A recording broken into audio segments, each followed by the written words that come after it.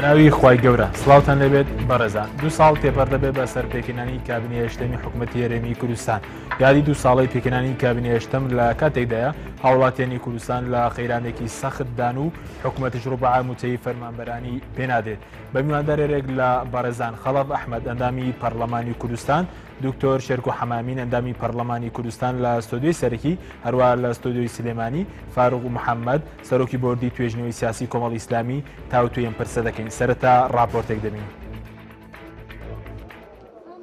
2 ساڵ تێدەبڕێت بەسەر پێکەنانی کابینەی هەشتەمی حکوومەتی هەرێمی کوردستان. 2 ساڵ لەمەوبەر دوای 9 مانگ لە هەڵبژاردننی 21 نوێ 2013 پێنج لایەنە سەرەکیەکەی هەرێم ڕێککەوتن لەسەر پێکەنانی کابینەی هەشتەم. پارتی دیموکراتی کوردستان کە لیستی براو لە هەڵبژاردننی پەرلەمانی کوردستان بۆ یەکەمین جار لەگەڵ بژوردنەوەی گۆڕان ڕێککەوتن لەسەر بەشداریکردنی ئەو پارتە لە کابینەی هەشتەم.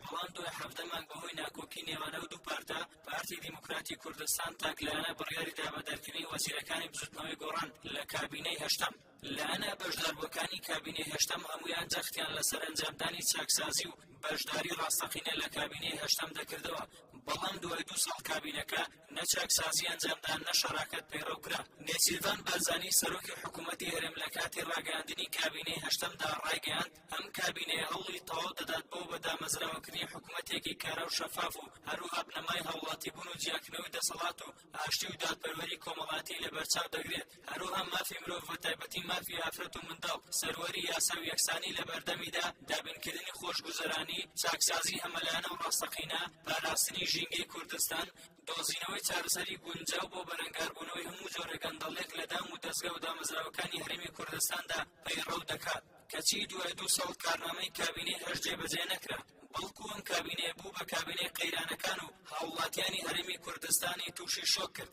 ئەم کابینەیە حکوومەت موچەی هاوڵاتیانی کرد بە ڕوبع موچە و ئەو ڕوبع موچەش لە کاتی خۆیدا دابەش ناکات. لەلایەکی ترەوە هەر لە سەرەتای ڕاگەیاندنی کابینەکەوە پەرلەمانی کوردستان نەیتوانیوە لێپرسینەوە بکات لەگەڵ بەرپرسانی کابینەی هەشتەم. دوای پەخستنی پەرلەمانی کوردستانیش ئەم کابینێ بەبێ چاودێری کارەکانی بەڕێوە دەبات و هیچ دەستگایەک نییە بۆ لێپرسینەوەی. هاوڵاتیانی هەرێم لە سەرەتای پێکەنانی کابینەی هەشتەم خۆشحاڵ بوون بە بەشداری پێنج لایەنەکە لە حکوومەت. بەڵام دوای نزیکەی 2 ساڵ بەهۆی قەیرانە سیاسیەکانەوە ئەم کابینەیە نەیتوانیوە بچووکترین خزمەتگوزاری بە هاوڵاتیان بگەێنێت.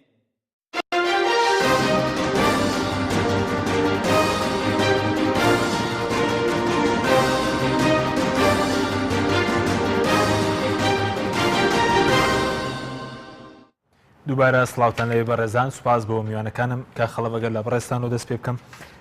باس لەو بکەین 2 ساڵ تێپەڕێ بەسەر کابینەی هەشت. بەڕێزت دەنگدا بە کابینەی هەشتەم؟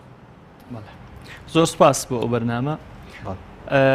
بەداخەوە بریا دوای 2 ساڵ لە تێپەڕبوونی تەمەنی حکوومەتی هەرێمی کوردستان ئێمە باسمان لە ئیجابیات و خاڵە گرنگەکان و ئەو خزمەتە گەورانە بکردایە کە ئەو حکوومەتە لە ماوەی 2 ساڵ پێشکەشی کردووە کە ئەوە ئەبۆ شانازیەکیش بۆ ئێمە کە لە دوای هەڵبژاردنێک کە ئەو هەڵبژاردنە ڕاستەوخۆ دەنگ بە کاندیدەکان درابوو کۆمەڵانی خەڵکی کوردستان بە متوانەیەکی زۆرەوە ڕویان لە سنووقەکانی دەنگدان کرد. بەڵام بەداخەوە لە دوای 2 ساڵ گەشتی ناو قەناعەتەی کە ئەو حکوومەتە نەک خزمەتی خەڵکی نەکرد ئەوە نەیتوانی لە ئاست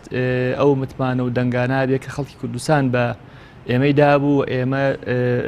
لە بری خەڵک دەنگمان بە کابینەی حکوومەتدا. ئێمە ئەگەر بگەڕێنەوە بۆ 2 ساڵ پێش ئێستا کە دەنگمان بە کابینەی حکوومەتدا لە جێوێکی سیاسی ئاڵۆزا بوو، تازە ئێشتا تای ئینتیخابات و ئەو شەڕە قورسەی کە لە نێوان لایەنە سیاسیەکان هەبوو بەری نەدابووین و ململانەی قورس لە نێوان فراکسیۆنەکانی پەرلەمانیا هەبوو، شتێک کە فراکسیۆنێکی بەرامبەر بە حەقی ئەزانی داکۆکی لەسەر کرد بە مزایەدە فراکسیۆنەکەی بەرامبەری وەری ئەگرت. ئەمەش کاردانەوەی هەبوو لەسەر تەشکیلکردنی حکوومەتەکە کە حکوومەتەکەش بۆ خۆتان نەزانن حکوومەتی بنکە فراوان بوو، حکوومەتەی کە 4 ساڵی ڕابردووتر معارەزە و دەسەڵات لە سیستەمی حکومڕانیە دەوری ئەبینی ئەوە کۆتایی پێهاتبوو و دوای ململانەیەکی زۆر، دوای شەڕێکی زۆر، دوای ماوەیەکی زۆر کە تێمان پەڕان توانرا ئەو حکوومەتە دروست بکرێت بە نیوە ناچڵی هەندێک دەنگی پێدا هەندێک دەنگی پێنەدا. بارحاڵ ئەوە قۆناغێک و تێپەڕی. تۆ دەنگت بە کابینەکەدا؟ بەڵێ دەنگم پێدا. پەشیمانی لەوەی دەنگت پێدا؟ بە شەخص هەندێک شەخص هەیە کە مەسەلەن جێگەی متمانێ من نەبوو وەکو شەخص دەنگم پێنەدا، بەڵام بەعام دەنگماندا ئەزانین چۆنە پەشیمانیەکە ئەوەیە من ئێستا قسە لەسەر ئەوەکەین کە ئەم حکوومەتە چی کردووە باشەوە چی کردووە کە خراپە ئێمە تەنها یەک چەم کە کارنامەی سیاسی حکوومەتی هەرێمی کوردستان بوو لە پەرلەمان عەرزیان کرد کە ناوی چەمکی چاکسازی ئەگەر بە کورتی قسەیەک لەسەر ئەمە بکەم لێرەوە مەسەلەن بۆ چاکسازی ئەم حکوومەتە چی کردووە لە ڕاستیە ئەگەر لە من بپرسی چی کردو من پێتەڵێم ئەم حکوومەتە هیچی نەکردووە ئەوەی کە ناوی چاکسازیە بەڵێ نازانێت بەڵێ سپاس دواتر دەگەرم وڵای بەڕێز کاکتۆر بەڕێزت سەبارەت بە 2 ساڵ تێپەڕبوون چ پەیامێک تێ پێ دوایە وەکو کاک خەڵەووتی یعنی حکوومەتە هیچی نەکردووە سەرەتا سڵاو لە بینەران لە ڕاستیا و کاک خەڵەفی جامەژێ پێدا نەخێرم حکوومەتە نەیتوانیوە لە ئاستی ئەو بەڵێنانە نابێت کە لە کارنامەکەی خۆیان کە لە شوڵی وتارێکە سەرۆکی کابینەکە لە 18 شەشا لە بەردەم ئەندامانی پەرلەمانی کوردستانە خوێندیەوە خراپترین شتی ئەم کابینەیە کە زۆر دیارە کە زۆر زەقە ئەوەیە ئەم کابینەن تا ئێستاکە پرۆژە یاسای بودجەی نێناتوتە پەرلەمانی کوردستان هەنی ئەوە بۆ سێهەم ساڵە نەیتوانیوە پرۆژە یاسای بودجە ئامادەکەوە بینێرە بۆ پەرلەمانی کوردستان لە هەر وڵاتێکشا پرۆژە یاسای بودجە نەبوو بە معنا بەهەدەردان هەیە بە معنا گەندەڵی هەیە بە معنا میزاجی شخص دەورە بینەتیایە بە معنا نەداها دیارە نەسەرف دیارە نەتەرازوی مراجعە دیارە هەموو ئەمانەیەکی دیار نییە بۆ لە ڕاستیە ئەم کابینەیە کە دواتری ژینە سەر خاڵەکانی کارنامەکەی خۆی بە مانای کەلیمە کابینەیەکی شکست خواردووە و پێم وایە چەکە لە کابینە هەرە خراپەکان لە مێژووی حکومڕانی کوردستان بۆچی کابینەیەکی شکست خواردووە هەموو مؤسسەیەک هەموو شوێنێک بە لە سەرەتای دەست بەکاربوونیەوە ئەبێ کارنامەی هەیە پلانی هێوانە دوجار کە ینی شەژمانێک تێ ئەپەڕێکە ئەمە عورفێکی عالەمیە ئەگەر شەژمانگیە ساڵێک تا ئەوەی ئەوسە بۆ بە 2 ساڵ تۆ مرۆڤ سەیری ئەمانەکە ئایا توانیوەتی چەندی جێبەجەکە ینی بۆ نمونە ئەگەر خاڵی سەرەکی تایتەڵی سەرەکی ئەم کابینەیە کابینەیەک بوو بە حساب لەبەرەوەی بنکە فراوان بوو گوایە هەمویان ڕێکەوتون لەسەرەوەی ئیسلاحێکی ڕێشەیی لە هەرێمی کوردستان ناکرێت کە من دڵنیام ئێمە لە بزوتنەوەی گۆڕانەوە هاوڕانی تریش دەیشێتی نیشتیمانی کوردستان بەو نەفەسەوە بەشداری کابینەکەمان کردووە بەڵام ئایا فعلەن ئیسلاح کراوە لە هەرێمی کوردستانە کە ئەمە ناونیشانی سەرەکی کابینەکە بوو خاڵێکی ترەوە بوو کە ئەم قەرارە ئەم کابینەی هاوڵاتی بێ و بە معنای کەلیمە دوور بێ لە دەستێوەردانی حیزبی و هەموو ئەو ئاساوارانەشی کە لە ڕابردووە هەبووە لە دەستێوەردانی حیزبی لەسەر ئەم حکوومەتی هەرێمی کوردستان و دامەزراوەکانی هەرێمی کوردستان بسەدرێتەوە بەڵام ئەیبینین ئەوە ئێستاکە ئایا فعلەن دەستێوەردانی حیزبی لە مؤسساتی هەرێمی کوردستانە سەرراوەتەوە یاخود تۆختر بۆتەوە تۆختر بۆ تۆ پێ دوێ بەڵێ تۆختر بۆتەوە ڕەنگە باشترین دلیل هێزێکی ئاسایش ڕێگری لە سەرۆکی پەرلەمانەکە بچێتە ناو هەولێری پایتەختەوە بەبێ فەرمانی دادوەر خەڵکە ژیرێ بەبێ فەرمانی دادوەر ڕێکخرا و ئەگرێت ئەم دی دێگەڵا و ئەژمینی ئەمڕۆ لە تازەترین دەستێوەردانی حیزبی و هەژمونی حیزبیە بڕیاری گرتن بۆ ڕێخەری گشتی بزنەوەی گۆڕان دەرکراوە باشە زۆر باشە بەڵام تۆ دەنگدا بە کابینەکە بە معنای کابینە من تقریبا دەنگم بە یەک لەسەر چواری کابینەکە نەداوە زەشیمانی لەوەی کە دەنگت پێداوە لە ڕاستیە ینی ئێمە سیاسەتەکەین لە هەرێمی کوردستانە و ئێمە هەمومان با بڵین لە ڕێی لیستێکەوە ڕۆشنێتە پەرلەمانی کوردستانەوە کابینەکەش کابینێکی تەوافقی بووە ئەنی جۆرێک لە ئیلتیزامی ئەخلاقی تۆ بەرامبەر بە هەم حیزبەکەی خۆم هەم دەنگدەرەکان و هەم ئەو هاوڕیانەشی کە بەیەکەون چونکە هیچ یەکێک لەم حیزبانە نەیەتوانی یەک وەزیری تێپەڕێنێ ئەگەر لیستەکانی تر یاخود فراکسیۆنەکانی تر دەنگیان نەدا کە خەڵک دۆتە دەگرم و لای بەڕێزت مامۆستا فاروق بەخێر بێگەر بینە لای بەڕێزت سەبارەت بە ڕای بەڕێستان چیە لەسەر 2 ساڵ تێپەڕبوون بەسەر ئەم کابینەی هەشتم ئایا ئەم کابینەیە توانیوتی چیکا بۆ خەڵک ئینجا شەراکەتی ڕاستەقینە لێوان لایەنەکان پێکات دەم کابینەیە بەڵێ زۆر سواس دیارە توانین بڵێن ئەم کابینەیە ڕێک تەواو پێچەوانەی ئەو کارنامەیە کە سەرۆکی حکوومەت لە سەرەتای دامەزانی ئەم کابینای خوێندیەوە قەراوە بکرێتە بەرنامەی کاری بە حکوومەت چکە لەو کارنامەیە کۆمەڵێک بەڵێنرا کەم حکوومەتی بنکەفراوان بێ و حکوومەتی شەراکەتی ڕاستەقینە بێ و حکوومەتێک بێ کارکە بۆ شەفافیە لە دامودەزیەکانی حکوومەتی هەرێمی کوردستانە هەروە کار بۆ بەدامەزراوەکردنی حکوومەت و ڕوبەڕوونەی گەندەڵی بکەن بەڵام ئەگەر دوای ئەمە 2 ساڵ تەقیم حکوومەتە بکەین ئەتوانین بڵێن ئەم حکوومەتە هیچ کام لەم کارانی نەکردووە بگرە پێچەوانەی ئەم کارانی کردووە چکە 2000 حکوومەت قەرار بوو حکوومەتی شراکەتی ڕاستەقینە بێ بەڵام حکومەتێکی شراکەتی ڕاستەقینە دەرنەچوو بەڵکو پێچەوانەوە ئەوانە کە لە هەنێک بۆ منە حیزبێک لە حکومەت کراوەتە دەرەوە و حکومەت وەکو پێویست بە ئەدای کاری خۆی هەڵناسێ وەکو بنەوەکانی خۆی لە کاتی خۆیدا ئەنجام نادە و ناتوانێت چارەسەر بۆ کێش و گرفتەکانی خەڵکی هەرێمی کوردستان بدۆزێتەوە و هەموو لایەنەکانی کە لەم حکومەتەشە بەشدا ناتوانین بڵین نەک شراکەتی ڕاستەقینەیان نیە بەڵکو بگرێت تا ڕادەیەک میوانن ئێمە گەر دیقەت بین گەورەترین حیزب کە حەلیفی استراتیژی پارتی دموکراتی کوردستانە کە بێت لێ یەکێتی نیشتمانی کوردستان کە تام دقی اتفاقی استراتیژی هەڵنەوەشاتەوە ئەو گلەی لە پشەکانی خۆی لە حکومەت هەرێمی کوردستانی و گلەی لە ئەدای کاری حکومەتی و گلەی لەوەیە کە تا ڕادەیەک مەحرومن لە حکومەت و لە جمگە ئەساسەکانی حکومڕانی لە هەرێمی کوردستاندا. باشە ئەنی کەواتە بەڕێزت پێ وایە جگە لە پارتی ئەوانەی تر میوانن لە حکومەتدا؟ بەڵێ ئەتوانم بڵێم جگە لە پارتی دموکراتی کوردستان ئەوانی کە تا ڕادەیەک میوانن و ئەوان وەزارەتەکانیان بێبوجێ و وەکو پێویست ئیشان لەبەر ناڕوە و ئەو وەزارەتی کە لە بیدایەتە بە طموح و بە هیوایەکی گەورەوە بۆ چاکسازی و بۆ ڕایکردنی کاروباری هەوڵاتیانەوە بۆ باشتر بەڕێوەبردننی یاخود ئەدای حکوومەت وەدیان کرد ئەتوانین بڵێن لە ئاسی پێویست نەیانتوانی ئەوەی کە بەڵێم بوو جێبەجێ بکەن بۆ چکە ئەبینین ئەمڕۆ ڕێگری هەیە و وەزارەتی هەیە تۆ هیچ بودجەیەکی نییە وەسەلاحەتەکان تا دێ بەرتەسکە بێتەوە و ئێمە گەربینین لە تاڵەترین هەوڵە درێ بۆ ئەوەی کە سەلاحەتی پارێزگارەکان لە پارێزەکان کەم بکرێتەوە کە خراپ بۆم حکومەتە لە بیدایەتە ئیشکا بۆ لامەرکەزی ئیداری بۆ لامەرکەزی دارایی و ئەم حکومەتە کۆمەڵک بەڵێنی گەورەیدا کە ئەو لایەنە کاری لایەن کە چونە دەم حکومەتەوە بە ئیتفاقی چونە دەم حکومەتەوە زۆر باشە بەڕێزوتت شەراکەتی ڕاستەقینی نیە لەم کابینێدا ئایا ینی بۆ نمونە نەوت ئاسایش پەیوەندەکانی دەرەوە ئەمانە دابش نەکراون بە هاوسەنگی و سەردەم لایەنەکان تێیدا بەشدارنی؟ نەخێر توانین بڵێن کۆمەڵە جمگی ئەساسی لە حکومڕانی هەیە لە هەرێمی کوردستاندا هیچ لایەنێک جگە لە پارتی دموکراتی کوردستان تیایدا هاوبەش نیە و ئاگای لێنێ بۆ منە لەوانە لە کەرتینەوتە لە مەسەلەی پرسی پەیوەندەکانی دەرەوەدا واروها لە کۆمەڵێکی جمگەی تری هەستیاری ئەم وڵاتە کە ئەمڕۆ بۆ نمونە ئەتوانین بڵێن شەرعێتی نەماوە وەکو سەرۆکایەتی هەرێم و ئەمانە جگە لە پارتی دموکراتی کوردستان و وتمان یەکێتی نیشتیمانی کوردستان گلەی هەیە کە ئاگای لەم مەلەفانە نییە ئاگای لە جۆری پەیوەندیەکان نییە و خۆی بە مەحروم ئەزانەوە ئەمە بۆ لایەنەکانی کەش بە هەمان شێوە ئەم مەحرومیە زیاتر و گەورەترە. بەڵێ سوپاسم دواتە گرم و لای بەرزکە خەڵف ئەگەر بێم وە لای بەڕێستان ینی بەڕێز پێ وت حکومەت ینی چی نەکردو تا ئێمە لەم ساڵیادەدا باسی بکەین؟ ئێمە تۆ سیرکە لە 92 تاکو ئێستا زێڕینترین قۆناغی حکومڕانی خەڵکی کوردستان 2005 تاکو 2013 بووە. لە 2005 بۆ 2009 قۆناغێکی ئینتیخابی لە 2009 بۆ 2013 قۆناغێکی تری ئینتیخابی.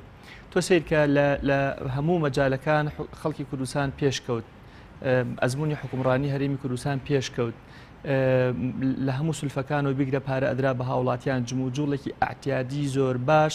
کە ڕۆژ بە ڕۆژگەشەی ئەسەن لەناو بازاڕا هەبوو ئەکرێ بڵێن وردە وردە خەڵکی کوردستان بەرەو خۆشگوزەرانی هەنگاوی ئەنا بەداخەوە لە 2013 بە دواوە کە کارنامەی ئەم حکومەت تازە هاتە پێشەوە ئەگەرچی هەندێک مبەرر هەن ئەم بەرانە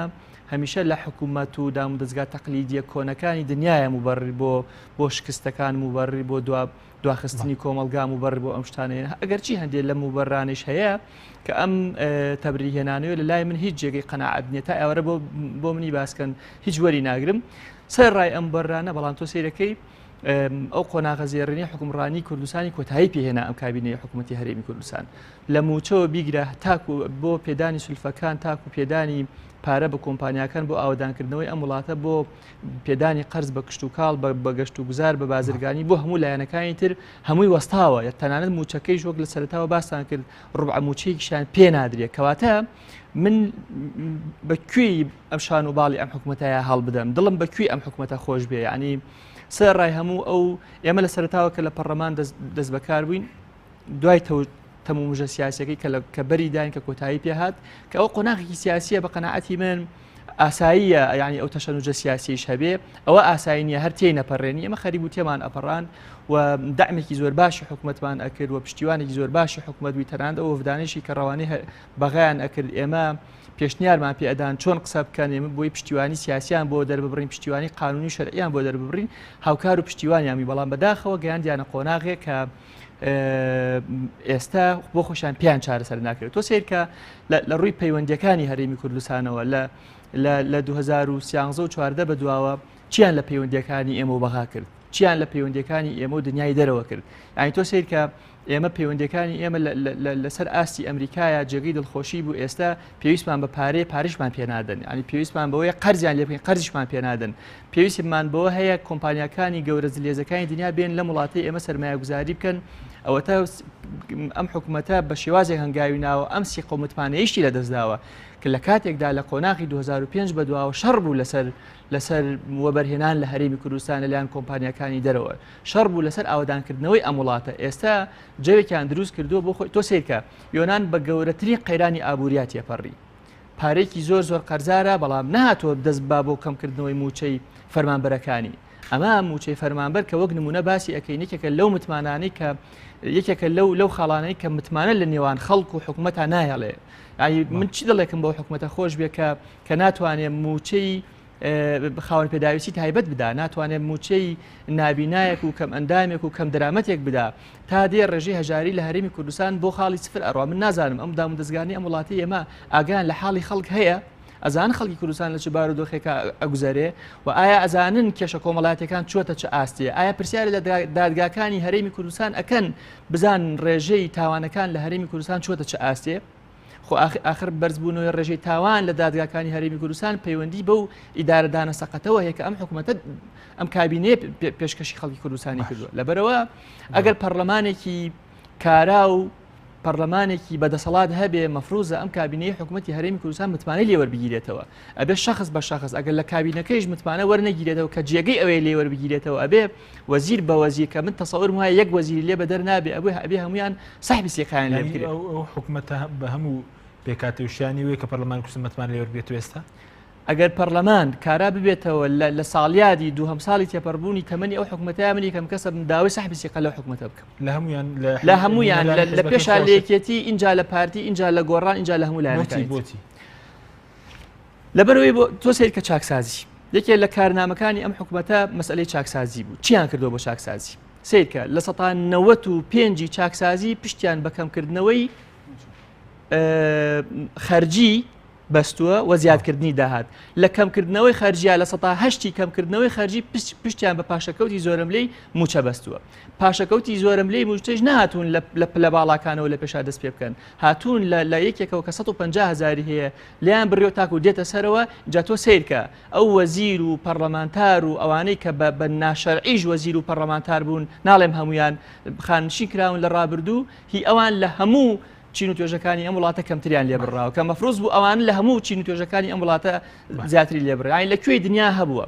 پەرلەمانتارێکیان وەزیرێک لە کارا بێ موچەکەی کەمتر بێ لەو پەرلەمانتاریان وەزیرێکە خانشین کرابێ ینی ئەمە چ جۆرە سیستەمێکە لە ڕووی علاقاتی ئەم هەرێمەوە لەگەڵ بەغا لەگەڵ لایەنەکانی تر اینجا خۆ تۆ سیرکە یەکێتی نیشتیمانی کوردستان کە کاک فاروق باسی ئەوەی کرد ئێمە هەمومان ڕخنەمان هەیە لە پشتی یەکێتی لە حکوومەت ئێمە لە قۆناغێکە دیسان حکوومەتمان لەگەڵ پارتی دروست کردەوە لە دوای 2009 بەدواوە کە بزوتنەوەی گۆڕان لە ئێمە جیابوو بووە ئێمە ئەمازانی حاڵی خۆمان چۆنە لەبەرەوە ئیتفاق استراتیژیمان کە لەگەڵ پارتی کردبوو و تا مەرحەلەیەک ئەگەرچی لە زیانی یەکێتی نیشتیمانی کوردستان تەواو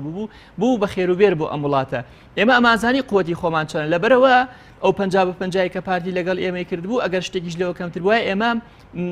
بێدەنگ ئەبووین بۆی لەسەری لەبەر بۆمان بچێتە سەر لەبەر بتوانین خزمەتی خەڵکی پێ بکەین ئێستا ئەوەش نەماوە ینی ئێستا ئێمە حکوومەتەکەەوە گوتم لە حکوومەتی ئۆپۆزیسیۆن و دەسەڵاتەوە بۆ بە حکوومەتی بنکە فراوان بەڵام بنکە فراوانەکەش بۆ دەردەی برەوەکە ئیسە باشە سوپاس دەکەم کاکتۆر ئەگەر تۆ ئەوەی کە لە بەرزدا کابینەی کارنامەی کابینەی هەشتەمە ئەگەر سەرۆکی حکوومەت و وەزیرەکان تاقیکردنیان پێ بکەیت لەم کارنامەیە ئەنی چەندیان پێدرێت من پشتیوانی بۆ قسەکانی کا خەڵب نەگەری ئەوەیە سەحبی سیقییانی بکە هی ئەوەیە بەشێکی هەرە زۆران بێ بە محکەمە با خاڵ بە خاڵ سەیرکەن خاڵێکەمەڵێ لە ئێمە لە چەند ساڵی داهاتوە سوپاسی خۆراگری خەڵکی هەرێمی کوردستانەکە و ئیشەکەن بۆ ئەوەی کە هەوڵی چارەسەرکردنی ئەم کێشانە دەدەین بەسی کێشەکەڵەکەڵەکانی هەرێمی کوردستانە تا جارێکی تر تووشی قەیرانی سیاسی و دارایی نبینەوە لە هەرێمی کوردستانە قەیرانی سیاسی و دارایی وەختێک کە ئێمە دەنگمان نابم کابینەیە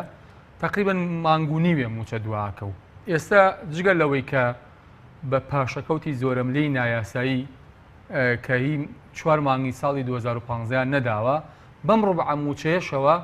ناتوانن لە کاتی خۆیان موچە دابینکەن ینی ئەستان لە دوای پەخستنی پەرلەمانیشەوە ئەمانە ڕازگۆ نەبوون لەگەڵ ئەو قسانەی ئەو بەڵێنانەی کە بە خەڵکی هەرێمی کوردستاندانا هەمومان دەزانین یەکێک لە موبەڕێرە هەرە سەرەشیەکانی ئەم کابینەیە بۆ کەمکردنەوەی موچە ئەوە بوو کە هەرسی ڕۆژجارێک لە کاتی خۆیە ئەم ڕۆبع موچەیە ئەدا بە دانیشتوانی فەرمانبەران و موچەخۆرانی خەڵکی هەرێمی کوردستان بەڵام ئایا توانیوەتی خاوەنی ئەو بەڵێنێ خۆشی بێ بۆیە ئەمە خاڵ نقطەیەکی دەڵێ ئێمە کارەکەین بۆ حکومەتێکی کارا و شەفاف حکومەتێکی کارا و شەفاف هیچ حکومەتێکی کارانیە چکە حکومەتی کارا پێویستی بەوە هەیە پلانی هەبێ و با بڵێن زەمەنبەندی هەبێ بۆ جێبەجێکردنی ئەو پلانش و هەروەها حکومەتێک بێ کە لە ڕاستیە هەم مەسافەیەشی هەبێت لەگەڵ دەنگدەرەکانی خۆیان هەم مەسافەیەشی هەبێت ڕێکخراوەکانی کۆمەڵی مەدەنیا لەگەڵ میدیای ئازادا و زۆر بابەتی تریش و حکومەتێکی تەرشیق بێتوانێت حکومەتێکی ڕێکوپێک بێ بەوەی کە بتوانێت بە کەمترین وەزیر بە کەمترین مؤسسات بە کەمترین فەرمانبەر زۆرترین ئیشوکار بەڕێکات و ئەوانە بەس ئایا حکومەت ئەمەی کردووە مەسەلەی شەفافیت من لە حکومەتی هەرێمی کوردستانە پرسیین لێرەوە بۆ خەڵکی هەرێمی کوردستانی ڕوون کاتەوە با بزانین داهاتی فیعلی هەرێمی کوردستان چەنە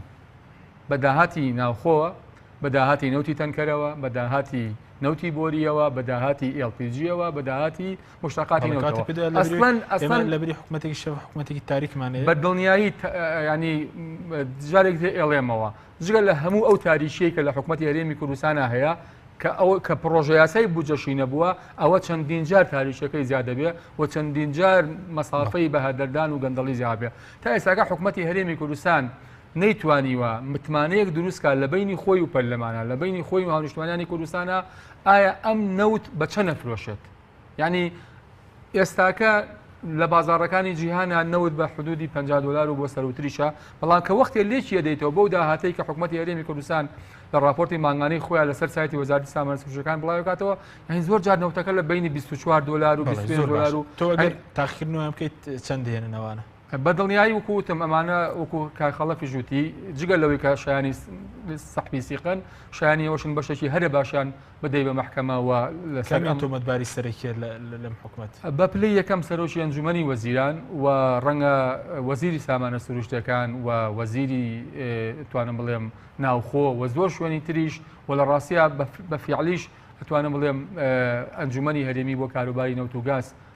کە ڕەنگە نوێنەری هەموو لایەنەکانی تیابوو بێت لە مەقطعێکی زەمەنیا بە بزوتنەوەی گۆڕانیشەوە نەیانتوانیوە هەم داهاتێکی باش هەم ئابوورێکی باش هەم ئابوورێکی خۆشییان و لە ڕاستیا زۆری تریشوانە ینی چ لە مەجای کوشت و کاڵ سیرەکرد لە مەجای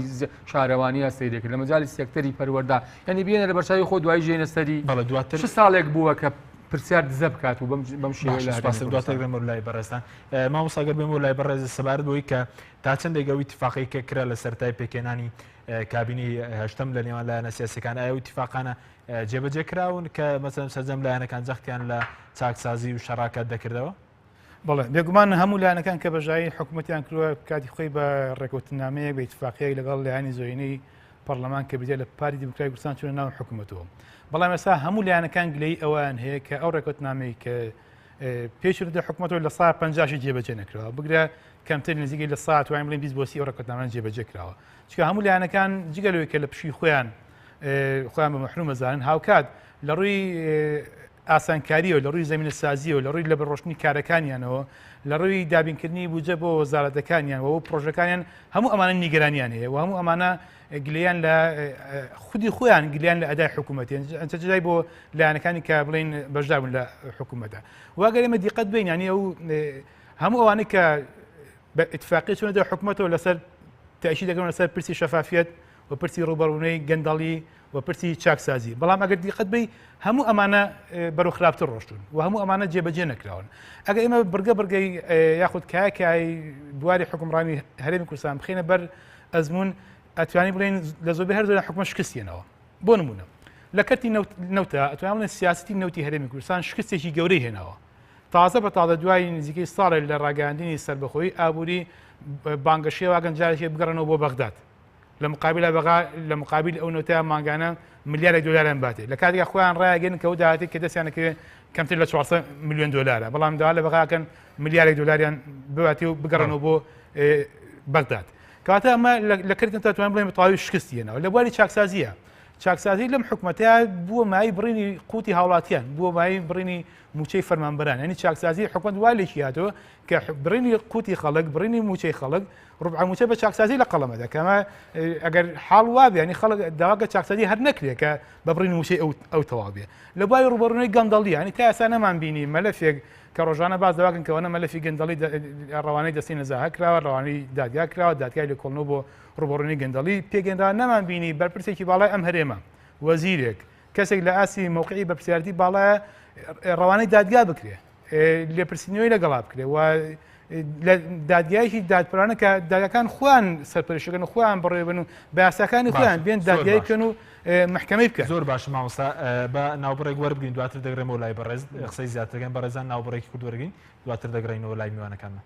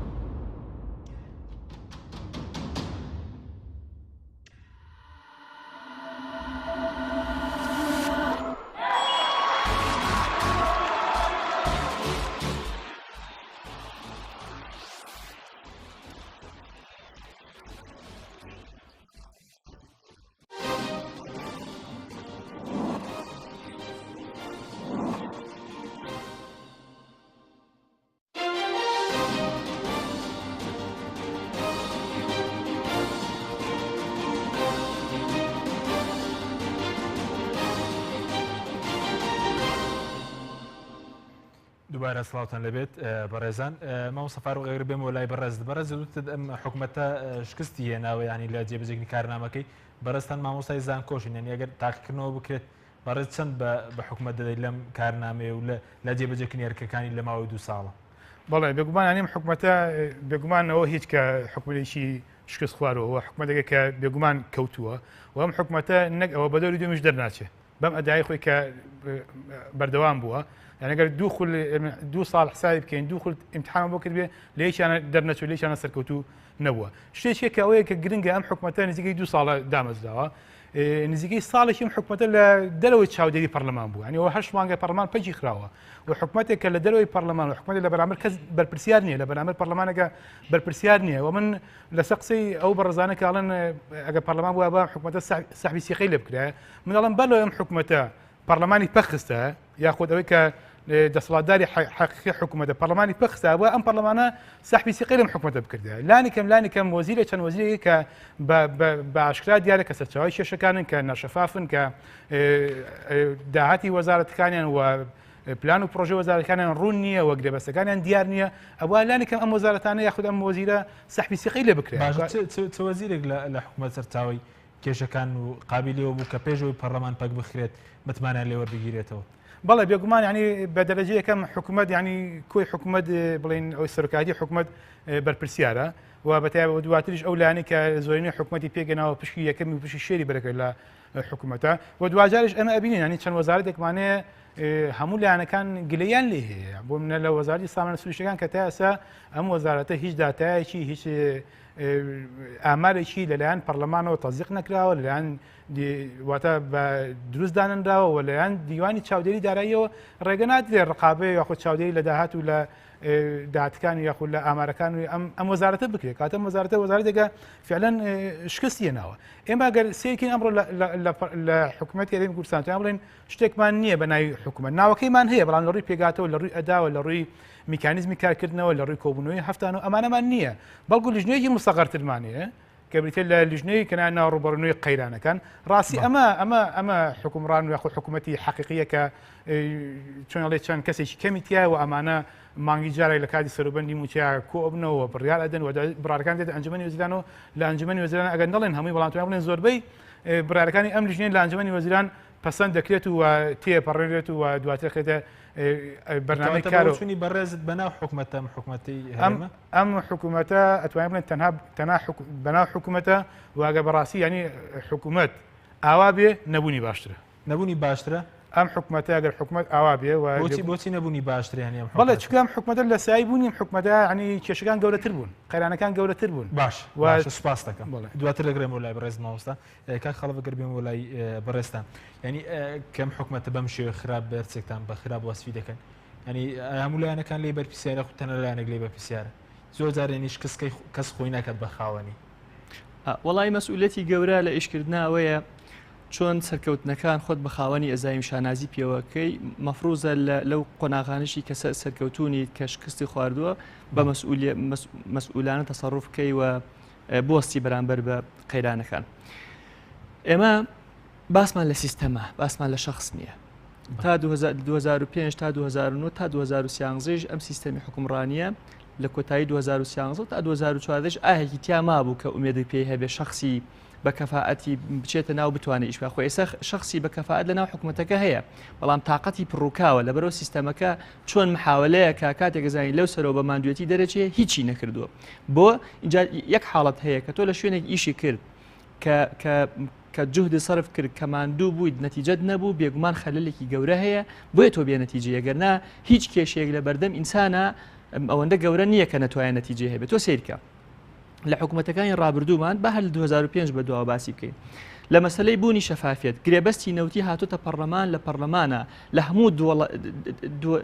دەوڵەتانی خەلیج کە خاوەنی نەوت بوون جگە لە دەوڵەتە پێشکەوتەکانی کە ئەسکەندە ناوین گرێبەستی نەوتی نەچۆتە پەرلەمان حکوومەتی هەرێمی کوردستان ئەو زمانە بردێ پەرلەمان تۆ سیرکە لە مەسلەی یاسای بودجێ ئێمە یاسایەکی بودجیان بردە پەرلەمان و تەزیقیان کرد کە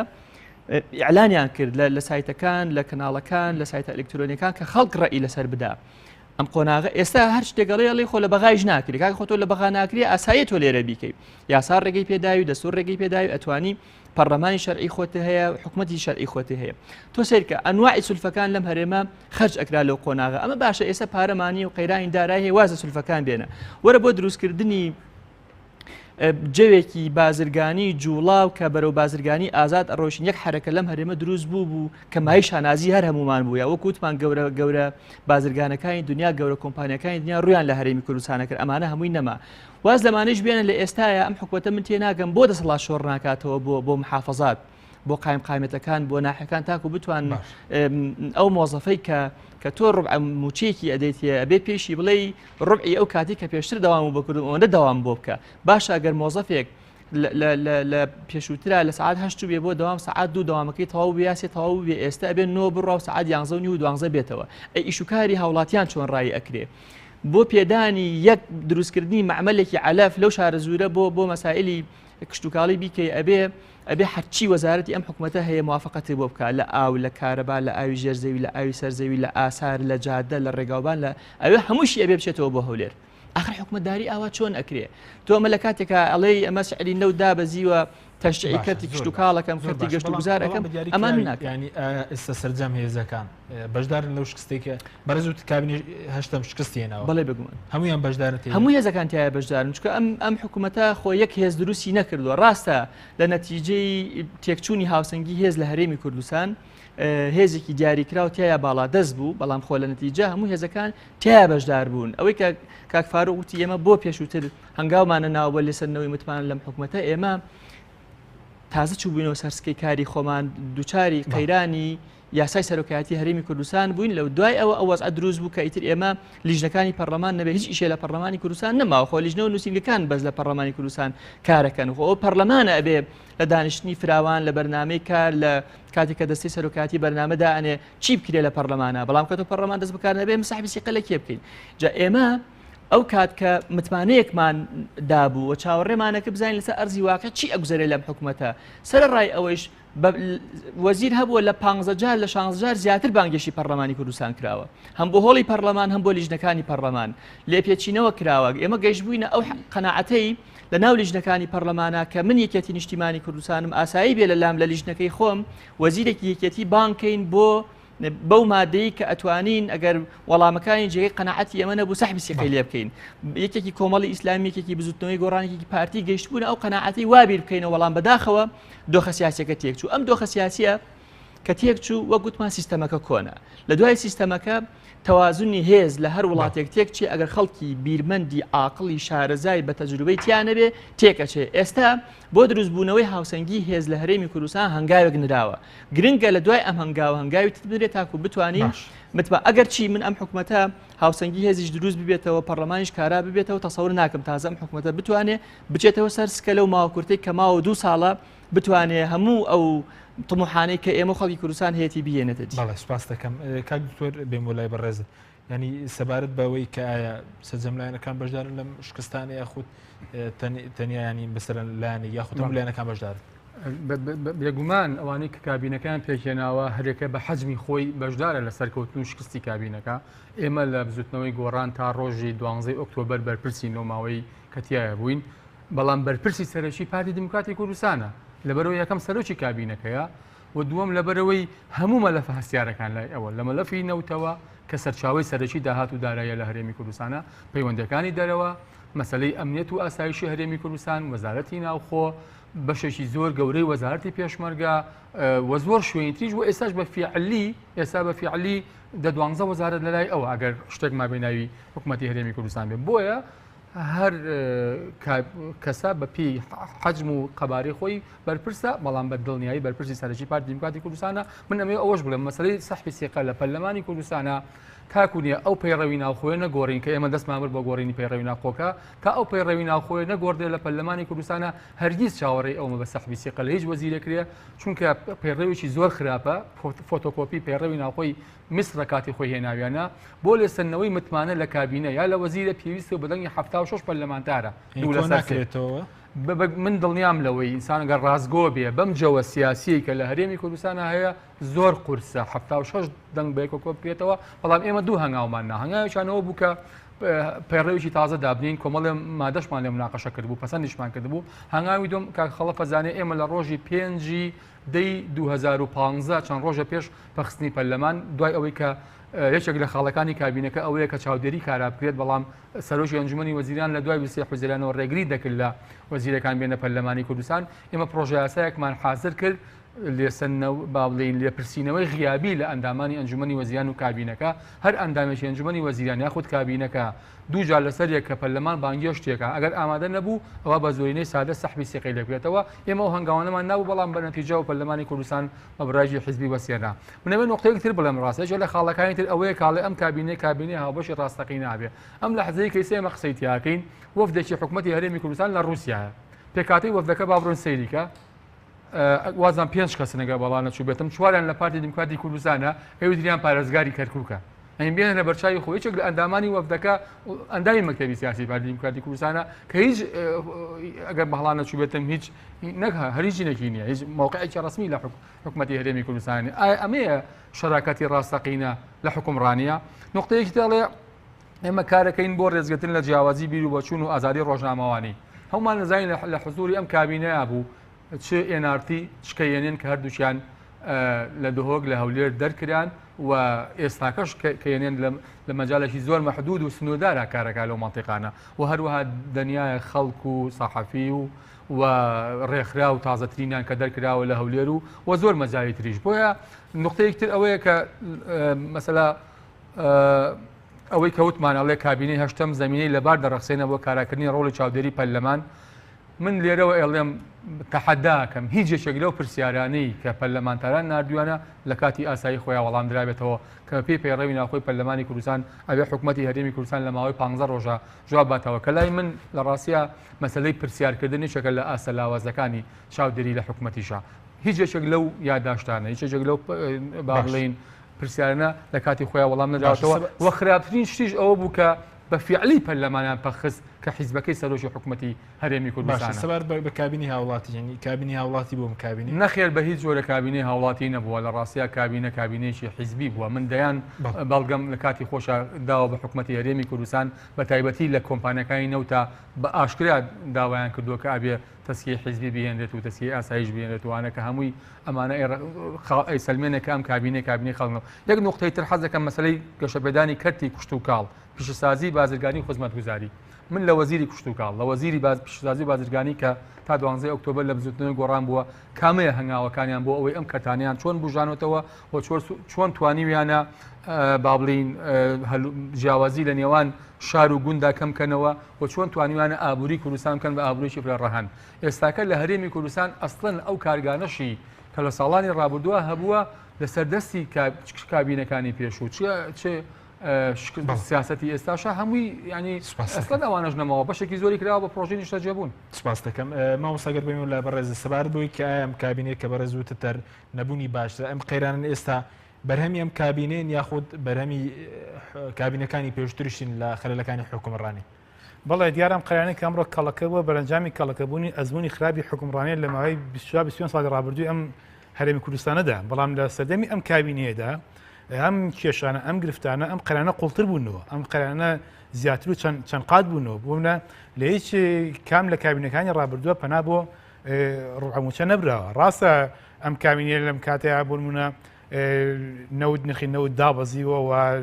بەڵام قرار بوو ئێمە نەوت بکەینە مای خۆشگوزەرانی قرار بوو کە ئێمە سەربەخۆی ئابووری ڕاگەیەنرا و حکوومەت سەربەخۆ نەوتی فرۆش قرار بوو بارودۆخی وڵاتیان باشتر بکرێ بەڵام ببینین بارودۆخی وڵاتیان نەک باشە بەڵکو خراپتر کراوە کاتە بەرەنجامی کەڵەکەبوونی ئەزمموی خراپی حکومڕانی ماوەکانی ڕابردووە بەڵام بە تێکی لە سەردەمی ئەم کابینەدا قەیرانەکان قوڵتر بوونەتەوە قەیرانەکان زیاتر و چەندبارەوە زیاتر هەڵاوسانیان بەخۆ بینیوە و ئەم حکوومەتەوەی کە خاڵێکی کە جێگەی ئومێدی نەماوە ئەم حکوومەتە بەڕاستی ئومێدی ئەوەی لێ ناکرێت کە ببێتەوە حکوومەتێکی کاراوە بێتەوە حکوومەتێکی هاوڵاتی و بێتەوە حکوومەتێکە ئەوەی کە لە بیدایەتە هاوڵاتیان ئومێدیان لەسەر هەڵچنی بکە حکوومەتێکی بنکەفران و مای خۆشگوزارانی مای ئەزمموونێکی جیاوازتر بێت لە ئەزمموی حکومڕانی ڕابردووە هەڵچینی هەر ئومێدە لەسەر ئەم حکوومەتە بەڕاستی خۆشباوەڕیە و ئەم حکوومەتە تاو شکستی ناو و ئەم حکوومەتە کاتیەوە هاتوو کە فعلەنانی فاتحای لەسەر بخوێنرێ و چکە هیچ ئومێدێک نەماوە بۆی کە بەتابەتی لەم بارودۆخە سیاسی تەمومژایەوە خۆ تەنگژێکی ئەمڕۆ هاتۆتە ئاراوە زۆر باشە بەڕێز دەڵێت فاتحای لەسەر بخوێن فاتحا بۆ شتی مردووە یان ئەم حکوومەت مردووە کاتیوات و فاتحای بۆ بخوێن ئەم حکوومەتەوە وتمانانی بە کاری خۆی هەڵنەساوە حکوومەت چەمان جارە کۆ نابێتەوە وتمان لیژنەیەکەیە کە لە حکوومەت بچووکترە ئەم لیژنەیە بە فعلی کاروباری حکوومەت و بڕیار بەدەستی سەرەکیە دوجارمان کابینە فراوانەکە کابینە گەورەکەی حکوومەت کە کۆ بێتەوە بۆ تەزیقکردنی ئەو بڕانەیە کە لەم لیژنە مستەغەرەیە کە بەناوی لیژنەی ڕوبەڕوونی قەرانی داراییەوە دێتارە ئەو پەسەندەکەەوە تەزیقەکە و حکوومەتێک کە بۆ نمونە لە خلالی 2 ساڵی ماوەی ڕابردووی خۆیدا نەیتوانی بێ هیچ کێشێک حەلکە و هیچ خۆشگوزارانی بێنێتە ئارا بگرە بارودۆخەکە لەوە هەیە کە خراپتری بکە بێگومانم حکوومەتە گەر زیندوو باە وەگەر ڕۆحی لەبەر بووە بێگومان بە هەوڵە گەڵەسەوە کارێکی ئیجابی ئەگەر کە بێتە مایە دڵخۆشی هاوڵاتیان و خەڵکی هەرێمی کوردستان بەڵێ سپاس دەکەم زۆر سپاس کاک خەڵەف دواوتە دیانی سەبارەت بەوەی کە بەڕێز وت فەرمانبەران داوام ناکەن سەرۆکی حکوومەت و وەزیرەکانیش داوام ناکەن لەم کابینێ وڵاهی ئەوەی کە پەیوەندی بە ئەندامانی دەسەڵاتی جێبەجێکردنەوە هەیە ڕاستە بە ڕەمزی مەسەر پیان وتراوە و موچەکان تاکەم کراوەتەوە ئەوانە بەڵام هەرچی بەردەستیان هەیە نەک کەمیک نەکردو زیادی کردو ئەوەی کە ناوی خەرجی گشتیە ئەوەی کە ناوی خەرجی گشتیە لای ئەوان زیادی کردووە تەنان دیوانی ڕقابەی مالی بۆی نییە لەو پارەیە بپرسێتەوە کە ئێستا وەزیرە خەرجی سەرۆکی حکوومەت داوام دەکات لە ئەنجومەنی ئەوەی کە من بیستومەکەم داوام ناکات لە ئەنجومەنی وەزیرە مەگەر بۆ کۆبوونەوەکانی ئەمەی ئیدارەدانی قەیران بۆ یا بۆ کۆبوونی ئەنجومەنی وەزیراینا بەڕەسمی ئەوەی کەم بیستومە لە ئەنجومەنی وەزیران داوام ناکە لە ماڵی خۆی پێم وایە ئیشوکارەکان بەڕێکە شتی هەیە لە حکومداری تۆ داوام نەکەیت نەخێر بەڕاستی هەر ئەمە حکومداری نیە جاری وایە بووە 80 ڕۆژ ئەم کابینەیە کۆ نەبووەوە من حەزەکەم بە خێرایی دووسێ شتێک بڵام ئەگەر کاتە بێ هەین تۆ بێنە لە بەرچاوی خۆ لە مەجای خوێندنی باڵا و مەجای پەروەردا ئەوەیە کە ئەم ساڵ بینیمان کارەسات قەیرانێکی ئاکاری گەورە دزەکردن و فرۆشتنی پرسیار مەسەلەی دامەزراندن و ئەوانە کە یەکێ بوو لە دەستخستنی هەلی کار و دامەزاندن حکوومەتی هەرێمی کوردستان بەڕوونی وتی چاوەڕێی دامەزاندنەکەن و دوا بڕیاریش ئەمەیە کە وەزیری سامانە سروشتەکان دەری کردووە لەمە و دووە ئیتر ئەو نەوتە سپێشی کادرا بە هاوڵاتیان ئەوەش نامێنێت و ئەوانە و یەک نقطەیتر ئەوەیە کە لە ڕۆژی ئەگەر باڵامش بێتم حوتی 2014 ئەنجومەنی هەرێمی هاتنە پەرلەمانی کوردستان کاکەڵە بەزانێ وەزیری سامانە سروشتەکان وتی ئێمە پاڵاوگە نایاسایەکان داخین ئێستا کە ژمارەی نزیکە 400 پاڵاوگەی نایاسایی لە هەرێمی کوردستان هەیە کە داهاتی ڕۆژانەیان نزیکی 170 ملیۆن دلار لە ڕۆژەکە باشە بەڵێنەکانی خۆیان جێبەجێ بە هیچ جۆرێ نەیانتوانین فەرمانبەران داوام ناکەن وتم تۆ ڕبعموچێکی پێدەی ئەوێ پێشی بڵێ ڕبعی جاران داوام باشە سپاس زۆر سپاس بۆرێک لە بەڕێزان کاک خەڵاف ئەحمەد و دکتۆر شێرک و حەمامین ئەندامانی پەرلەمانی کوردستان لە ستۆدیۆی سەرەکی هەروە لە ستۆدیۆی سلێمانی فاروق محەممەد سەرۆکی بۆردی سیاسی لە کۆڵنەوەی کۆمەڵی ئیسلامی سپاسیش بۆی بنەرانی بەڕێز تا بەرنامەیەکی تر خواتان لەگەڵ